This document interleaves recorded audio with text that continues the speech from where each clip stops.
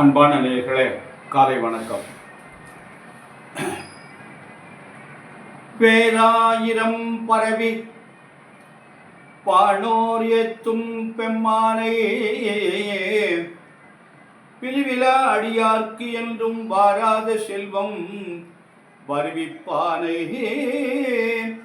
மந்திரமும் தந்திரமும் மருந்துமாயே தீராத நோய் தீர்த்து அருளவல்லான் தன்னை திரிபுரத்தின் சிலைகை கொண்ட போரானை புள்ளிருக்கு வேலூரானை போற்றாதே ஆற்றனால் போக்கினேனே போற்றாதே ஆற்றனால் போக்கினேனே. அன்பு சார்ந்த அன்பர்களே, இன்று சித்திரை மாதம் 21ஆம் நாள் ஞாயிற்றுக்கிழமை, சப்தமி திதி 1:21 வரை, பின் மத்தியானம், பின் அஷ்டமி, பூச நட்சத்திரம் 6:22 மாலை, பின்னாடி ஆயிலிய நட்சத்திரம்.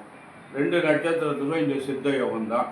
ராகுகாலம் 4:30 முதல் 6 வரை, யமகண்டம் 12 முதல் 1:30 வரை, குளிகன் 3 முதல் 4:30 வரை, சூலம் மேற்கு, பரிகாரம் வெள்ளம். அன்பான நேயர்களே, இன்று முகூர்த்த நாள், ஏகப்பட்ட கல்யாணங்கள் இருக்கிறது. இது மத்தியானம் 1:20 வரைன்னா திதி, சப்தமி திதி இருக்கு. அதுக்கு பின்னாடி அஷ்டமி வருது. ஆனால் முகூர்த்த நாள் போட்டிருக்காங்க. இதை எப்படி நம்ம ஆய்வு பண்ணோம்னா, ஞாயிற்றுக்கிழமை அன்றைக்கி வர்ற அஷ்டமி கெடுதல் இல்லை அப்படின்னு ஒரு கணக்கு. சில அஷ்டமியில் எந்தெந்த கிழமையில் வந்தால் அஷ்டமி நல்லது கெட்டது அப்படின்லாம் ஒரு சில கணக்கெல்லாம் இருக்குது. இதெல்லாம் நிறைய பெரியவங்க ஆய்வு பண்ணி எழுதியிருக்காங்க. ஞாயிற்றுக்கிழமை வர அஷ்டமி ஒன்றும் பண்ணாது. அதனால் இன்றைக்கி வர்ற ஞாயிற்றுக்கிழமை அன்றைக்கி வர அஷ்டமியை பற்றி கவலைப்பட வேண்டிய அவசியம் இல்லை அப்படின்லாம் ஒரு சில கெடுதலை பண்ணாது அப்படின்னு ஒரு கருத்து. அதனால் ஒன்றும் பிரச்சனை இல்லை. அதனால் இன்றைக்கி நல்ல நாள் என்று பெயர். அன்பான நேயர்களே, இந்த கிரகங்களாம் எப்படி இருக்கிறது என்று பார்ப்போம். இந்த சூரியனும் புதனும் சிம்மத்தில் இருக்காங்க. 2ல் குரு இருக்கார். இன்றைக்கி 8 நாளும் அவர் பேச்சு ஆகி கொண்டே இருக்கிறாரு. 4ல் சந்திரனும் செவ்வாய் இணைந்திருக்காங்க. அதாவது கடகத்தில் சந்திரனும் செவ்வாய் இருக்காங்க. சிம்மத்தில் கேது இருக்கார். கும்பத்தில் சனி ராகு இருக்குது. சுக்கிரன் மீனத்தில் இருக்குது. இதுதான் இந்த கிரகங்களுடைய அமைப்பு. அன்பான நேயர்களே, மேஷராசி என்பவர்களுக்கு இந்த கிரகங்கள்லாம் எப்படி இருக்குது பார்த்தா, மேஷராசி என்பவர்களுக்கு குரு பகவான் 2லேருந்து 3ஆம் இடத்துக்கு வந்துட்டார். அதுதான் வந்துட்டார் தான் வச்சுக்கணும். 1 மாதத்துக்கு முன்னாடி இந்த வீட்டுக்குடைய பலன் செஞ்சிருவார். அதனால் இன்னும் 1 வாரம் தான் இருக்குது. அதனால் 3ஆம் வீட்டுக்குடைய பலன் தான் செய்வார் அப்படின்னு பேர். அதனால் 2 வருஷத்துக்கு குருவுடைய அமைப்பு அவருக்கு சரியாக இருக்காது. பார்த்து கவனமாக நடந்து கொள்ளுங்கள். அன்பான ரிஷபராசி என்பதில் உங்களுக்கு குருபான் 2ஆம் இடத்துக்கு வந்துட்டார். குடும்பஸ்தானத்துக்கு வந்துட்டார். அருமையான அமைப்பு. அதனால் நல்லதே நடக்கும். உங்களுக்கு சந்திரன் செவ்வாய் இணைந்து 3ஆம் இடத்துல இருக்காங்க, யோகம் பெறாங்க. அது 4ல் கேது இருப்பதும் நல்லது தான். உங்களுக்கு சனி ராகு 11ஆம் இடத்துல, 10ஆம் இடத்துல இருக்கார், தொழிற்ஸ்தானத்தில் இருக்கார். ராசிநாதன் உச்சம் பெற்று 11ஆம் இடத்துல இருக்கார். இதெல்லாம் உங்களுக்கு அருமையான நாள். இந்த நாள் உங்களுக்கு மிகச் சிறப்பாக இருக்கிறது. ரிஷபராசி என்பவர்களுக்கெல்லாம் நல்ல நாள். நல்ல காரியங்கள்லாம் பண்ணும்போது அவங்களுக்கு தேவையான காரியங்கள், என்னென்ன காரியங்கள் நல்லது பண்ணிக்கலாமோ அத்தனையும் செய்யுங்க, நல்லதே நடக்கும். அன்பான மிதுன ராசி என்பவர்கள் உங்களுக்கு ஜென்ம குரு, பிரச்சனையெல்லாம் கொடுக்கக்கூடிய நேரம். பார்த்து கவனமாக, ஜாக்கிரதையாக, நிதானமாக நடந்து கொள்ளுங்கள். அன்பான மிதுன ராசி என்பவர்களே, உங்களுக்கு சுக்கிரன் மட்டும் 10ல் இருக்குது. பாக்கி எந்த கிரகங்களும் உங்களுக்கு பலமாக இல்லை. அதனால் பார்த்து ஜாக்கிரதையாக, ஞாபகமாக, நிதானமாக நடந்து கொள்ளுங்கள். அன்பான சிம்மராசி கடகராசி என்பவர்களை உங்களுக்கு குரு பகவான் 12ஆம் இடத்துல இருக்கார். உங்கள் ராசிநாதன் உங்கள் ராசியிலே இருக்கார், செவ்வாயோடு இணைந்து இருக்கிறாரு. ஒரு வகையில் நல்லது. இருந்தாலும் குரு பகவான் 12ல் இருக்கார். மற்ற கிரகங்கள்லாம் உங்களுக்கு எதுவுமே நல்ல இல்லை. அதனால் பார்த்து ரொம்ப கவனமாக நடந்து கொள்ளுங்கள். கடகராசி என்பவர்களுக்கு நல்ல விரயங்களை பண்ணணும், அதான் நல்லது. அன்பான சிம்மராசி என்பவர்களை இன்று உங்களுக்கு நேரம் எப்படி இருக்கிறது பார்த்தா, இன்று உங்களுக்கு குரு பகவான் 11ஆம் இடத்துக்கு வந்துட்டார். நல்ல நேரம், நல்லது நடக்கும், நல்ல காரியங்கள்லாம் நடைபெறும். பார்த்து கவனமாக நடந்து கொள்ளுங்கள். 7ல் சனி ராகு இருக்குது. மனைவியுடைய உடல்நிலை ரொம்ப ஆரோக்கியத்தை பார்த்து ஜாக்கிரதையாக நடந்து கொள்ளுங்கள். சிம்மராசி என்பதில் உங்களுக்கு நல்ல நேரம், நல்லதெல்லாம் பண்ணுவோம், நல்ல காரியம்லாம் நடைபெறும். கன்னிராசி என்பதில் உங்களுக்கு 10ல் குரு இருக்கார். 10ஆம் இடத்துல குரு இருப்பது நமக்கு அவ்வளோ சிலாக்கியம் இல்லை. குருவுக்கு வந்து 10ஆம் இடம் வருது, நன்மை இல்லை. அதனால் உங்களுக்கு நல்லது பண்ண மாட்டார், நிச்சயமாக பண்ண மாட்டார். இதை சில பேர் மிகைப்படுத்தி சொல்கிறாங்க, அது எனக்கு என்னமோ சம்மதமாக தெரியல. அதனால் பார்த்து ஜாக்கிரதையாக நடந்து கொள்ளுங்கள். அதனால் கெட்ட பேர் ஏற்படுற மாதிரி எதையும் பண்ணிடாதீங்க. மேலதிகாரிட்டெல்லாம் ரொம்ப பணிவாக நடந்து கொள்ளுங்கள். அடுத்து துளாராசி என்பதில் உங்களுக்கு குருபவான் நல்ல இடத்துல, அருமையான இடத்துல இருக்கார். குருபவான் வந்து உங்களுக்கு எங்கே இருக்காருன்னா 9ஆம் இடத்துல இருக்கார். ராகு பகவான் வந்து சனி சுக்கிரன் வந்து 6ல் இருக்கார். அது ஒரு வகையில் நல்லது தான், அது ஒன்றும் பிரச்சனை இல்லை. இருப்பினும் குரு பகவான் 9ஆம் இடத்துல இருப்பது உங்களுக்கு அருமையான நாள். நல்லதெல்லாம் நடக்கும், நல்ல காரியங்கள்லாம் நடைபெறும். அன்பான விருச்சிக ராசி என்பதில் உங்களுக்கு குரு பகவான் 8ஆம் இடத்துக்கு வந்துட்டார். 8ஆம் குரு. புதுசாக எதையும் செய்யாதீங்க. தயவு செஞ்சு விட்டு குரு 8ஆம் குரு எனக்கு எதுவுமே செய்ய மாட்டேங்குது அப்படின்னு மாட்டின்னு முழிக்காதீங்க. பார்த்து ஜாக்கிரதையாக நிதானமாக நடந்து கொள்ளுங்கள். அன்பான விருச்சிக ராசி என்பவர்களே, பொறுமையாக அவசரப்படாமல் நிதானமாக நடந்து கொள்ளுங்கள்.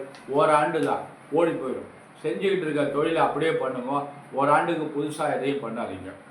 ஏதாவது வாங்குவது, கொடுப்பது, முன்பணம் கொடுப்பது, வேலை ஆரம்பிப்பது, வீட்டு வேலை துவங்குவது, இதெல்லாம் பண்ணாதீங்க.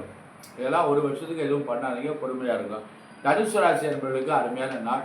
தனுசு ராசி என்பவர்களுக்கு அவங்கவுங்களுக்கு வயதுக்கு ஏற்றபடி, அவங்களுக்கு தகுதிக்கு ஏற்றபடி என்னென்ன காரியங்கள் நடக்கணுமோ அத்தனையும் நடக்கும். படிக்கின்ற குழந்தைக்கு நல்லா படிப்பு வரும், மேலே படிக்கலாம்.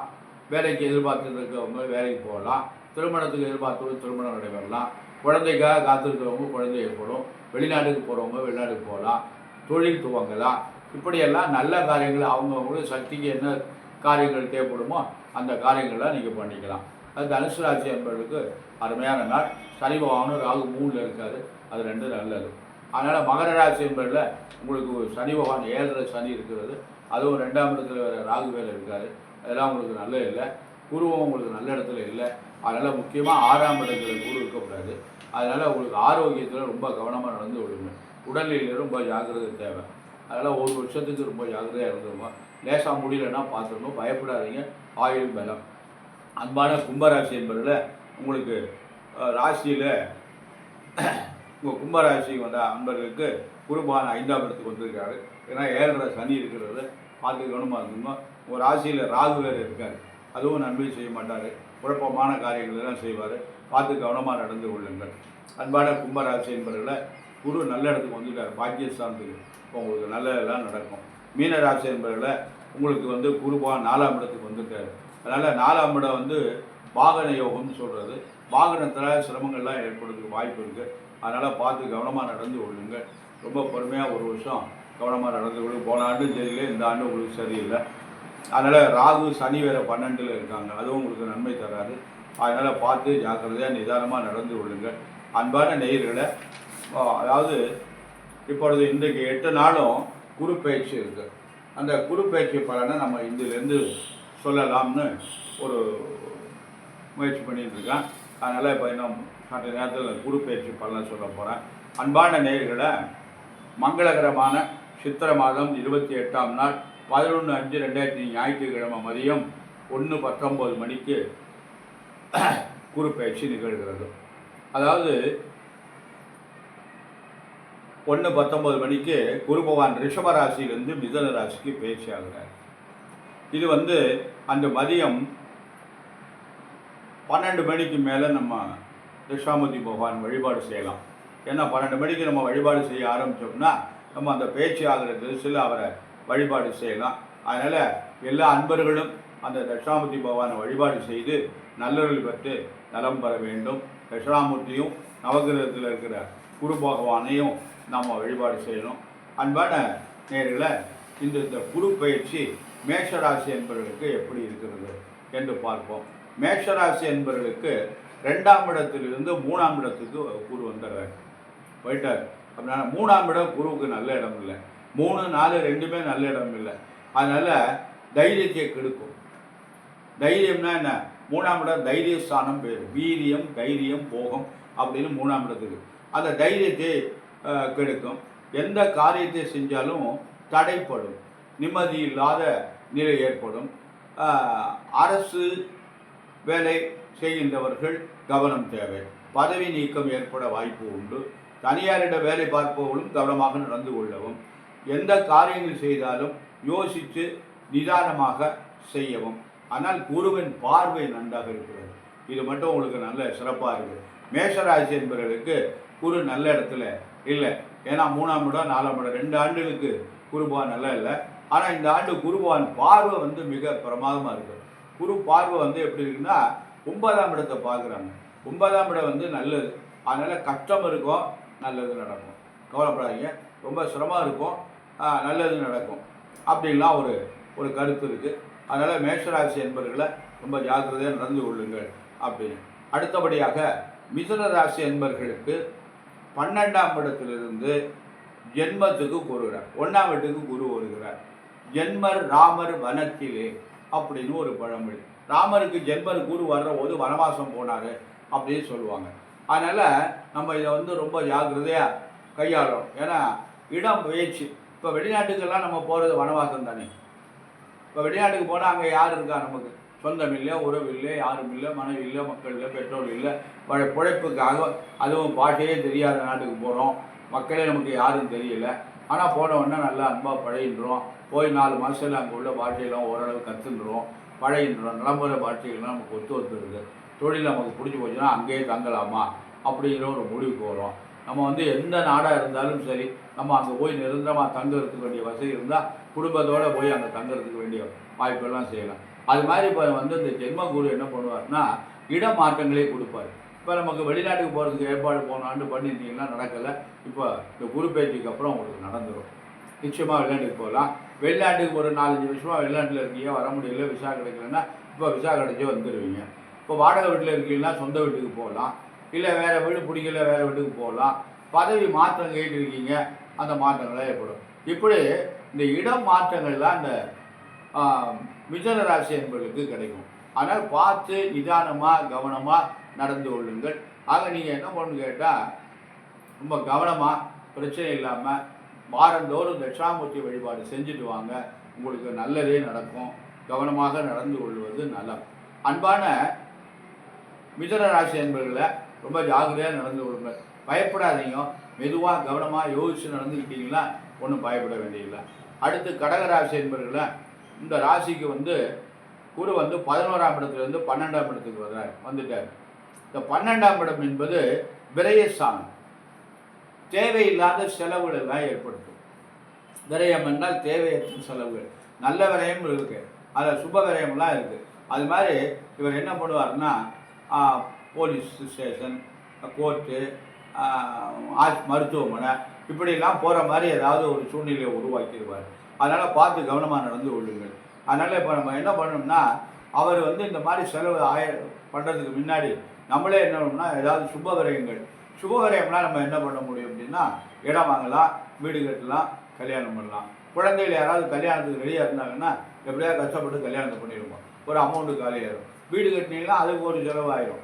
அதனால் இடம் வாங்கினாலும் அதுக்கு ஒரு அமௌண்ட்டு வேணும். அதனால் இதெல்லாம் சுப விரயமாக முடியும். அதனால் கவனமாக நடந்து கொள்ளுங்கள். நல்லதே நடக்கும். கவலைப்படாதீங்க. தட்சிணாமூர்த்தி வழிபாடு வாரந்தோறும் பண்ணிட்டு வாங்க.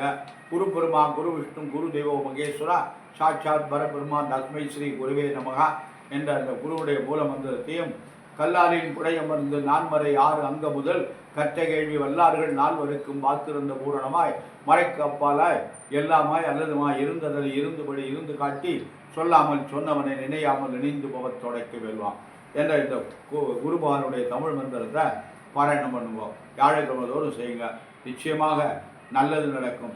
அன்பான நேயர்களே, நமக்கு வந்து குரு பகவானுடைய தாக்கம் இருக்கிறது. இறைவனுடைய நவகிரகங்களுடைய தாக்கம் நமக்கு இருக்கத்தான் செய்யும்.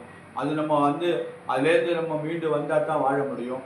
அது இறைவனுடைய கட்டில் இருந்து அதெல்லாம் மாற்ற முடியாது. அதனால் நம்ம என்ன பண்ணணும்னா அதுக்கு தக்கபடி நடக்கணும். சரி, அதுக்கு தக்கபடி எல்லாரும் நடக்கிறாங்களா அப்படின்னா ஒரு கருத்து நான் சொல்கிறேன். அன்பான நேயர்களை, இப்போ வந்து இந்த ஒரு திடீர்னு ஒரு மாற்றம் வழி ஏற்படுது. ஒரு மனிதன் இருந்திருந்தாப்புல எங்கேயாவது இடத்துக்கு போயிடுறாங்க. போய் ஒரு 5-6 மாதம் இருந்துட்டு திருப்பி அதே இடத்துக்கு வந்துடுறாங்க. அதுக்கு என்ன காரணம்னு ஆய்வு பார்த்தீங்கன்னா, இந்த 5-6 மாதம் இங்கே இருந்தான்னா அவனுக்கு ஏதாவது ஒரு பிரச்சனைகள் ஏற்படுகிறது. இந்த இறைவன் என்ன பண்ணார், நீ வெளியில் கொஞ்சம் தள்ளிடுடா, ஒரு 4-5 மாதத்துக்கு இருந்துட்டு திருப்பி வந்துடுறா அப்படின்னு சொல்லி அந்த இறைவன் தான் அப்படி அனுப்பி விட்டார். அது இறைவனுடைய வேலை தான். இடம் மாறி இருந்தது ஒரு 4-5 மாதத்துக்கு நன்மை.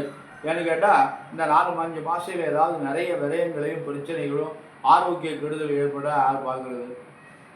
இதுதான் நன்மை. அப்படிங்கிறதுனால அன்பான நேயர்களே, இதெல்லாம் கடவுள் சித்தம். கடவுளுடைய சித்தம் இல்லாமல் எதுவுமே நடக்காது. பொறுமையாக நடந்து கொள்ளுங்கள். அதனால் நீங்கள் என்ன பண்ணீங்கன்னா, மிதுன ராசி என்பர்கள், கடகராசி என்பர்கள் தட்சிணாமூர்த்தி வழிபாடு மிகவும் பண்ணுங்க. இப்போ சொன்னதில் இந்த 3 ராசியில் ரிஷபராசி என்பவர்களுக்கு 4 ராசி சொல்லியிருக்கோம். நம்ம இந்த ரிஷபராசி என்பவர்களுக்கு நன்றாக இருக்கிறது. மேஷராசி, மிதுனராசி, கடகராசி என்பவர்களுக்கு குரு பகவான் நல்ல இல்லை. அதனால் நீங்கள் இந்த 4 ராசிக்காரங்களும் வியாழக்கிழமை தோறும் தட்சிணாமூர்த்தி வழிபாடு செஞ்சுட்டு வர்றது மிகவும் நல்லது. அதான் 3 ராசி, மேஷராசி, மிதுனராசி, கடகராசி, இந்த 3 ராசிக்காரங்களும் நல்லது நடக்கும். நாளைக்கு சிம்ம ராசிக்கு பலனை தொடுவோம். அன்பான நேயர்களே, தட்சிணாமூர்த்தி வழிபாடு செய்து நலம் பெறுவோம். அந்த குரு பயிற்சி அன்னைக்கு நீங்கள் மறந்துடாமல் உங்களால் முடிஞ்சது என்னெல்லாம் பண்ண முடியுமோ, பால் அபிஷேகம் பண்ணலாம், இளநீ வாங்கி கொடுக்கலாம். இந்த இறைவனுக்கு இளநீ அபிஷேகம் பண்ணுறதுலாம் ரொம்ப நல்லது. நல்லெண்ணெய் அபிஷேகம் பண்ணலாம், சந்தனாதி தைலம் வாங்கி கொடுத்து அபிஷேகம் பண்ண சொல்லலாம், அபிஷேக திரவிய பொடிகள் வாங்கி கொடுத்து அபிஷேகம் பண்ணலாம், பச்சரிசி மாவு கொடுத்து அபிஷேகம் பண்ண சொல்லலாம், பழச்சாறுகள்லாம் அபிஷேகம் பண்ணலாம். இதெல்லாம் நம்மளால் என்ன முடியுமோ இதெல்லாம் இறைவனுக்கு வாங்கி கொடுத்து அபிஷேகம் பண்ணுங்கள். அந்த இறைவன் மனம் குளிர்ந்து நம்மளை கஷ்டப்படுத்தாமல் நமக்கு நல்லது செய்வார் என்று கூறி, எல்லாம் வல்ல எம்பெருமான் சர்வேஸ்வரனுடைய அருளாலும், வள்ளல் பெருமான் வள்ளியும் மணவாளன் முருகப்பெருமானுடைய அருளாலும் எல்லாரும் நலம் பெற்று பல்லாண்டு வாழ வேண்டும் என்று பிரார்த்தனை செய்து நிறைவு செய்கிறேன். நன்றி, வணக்கம்.